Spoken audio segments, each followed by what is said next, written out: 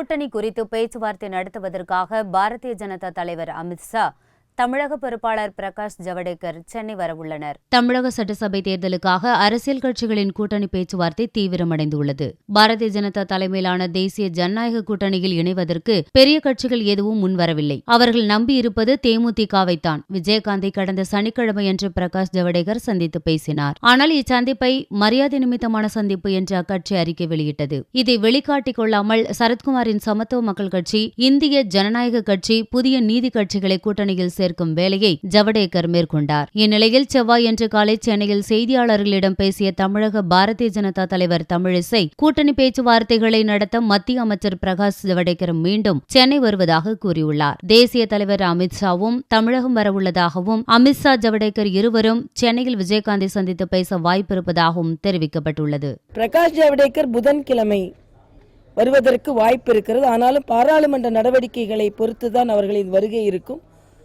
அமித்ஷா அவர்களும் வருகிறார்கள். ஆக தேதி குறிப்பிட்ட பின்பு உங்களுக்கு தெளிவாக எடுத்துச் சொல்கிறேன்.